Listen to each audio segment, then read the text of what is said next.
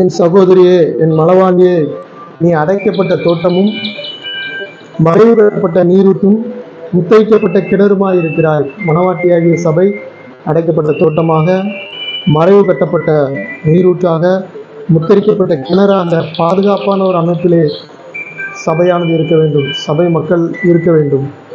உலகத்தின் காரியங்களுக்கு விலகி இருக்க வேண்டும். மறைவு கட்டப்பட்டதாக இருக்க வேண்டும். பாதுகாப்பிலே இருக்க வேண்டும்.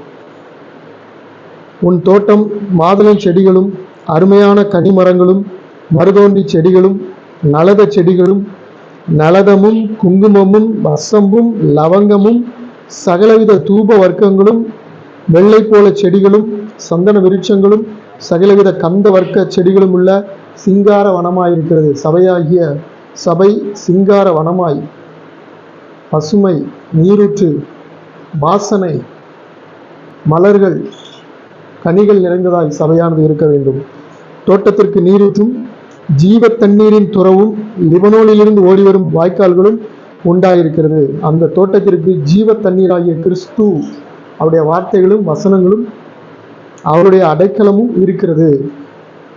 லெபனோனிலிருந்து ஓடிவரும் வாய்க்கால்களும் உண்டாயிருக்கிறது. வாய்க்கால்கள் கர்த்தர் வாய்க்காலாய் இருக்கிறார்.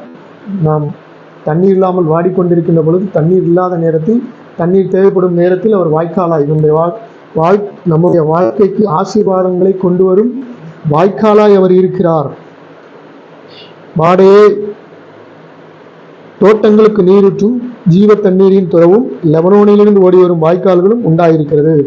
வாடையே எலும்பு, தென்றலே வா, கந்த பிசின்கள் வடிய என் தோட்டத்தில் வீசு.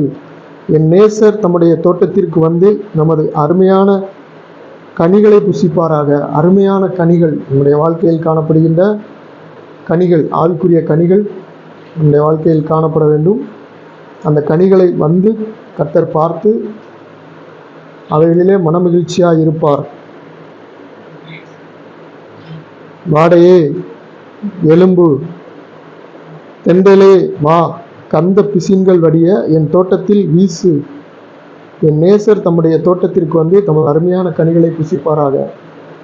கனிகள் புசிக்கத்தக்க ஒரு தோட்டமாய் கனிகளால் நிரம்பிய நம்முடைய வாழ்க்கை இருக்க வேண்டும். அவைகளிலே காய்கள் பழங்களாய் காய்க்க வேண்டும். அழகிய மலர்கள் இருக்க வேண்டும். நீரூற்று நம்முடைய வாழ்க்கையில் இருக்க வேண்டும். வறட்சி இருக்கக்கூடாது. அப்பொழுது கர்த்தராகிய கிறிஸ்து நம்மிடத்திலே வந்து அவர் வாசம் பண்ணுவார். மேலும் 5வது அதிகாரத்திலே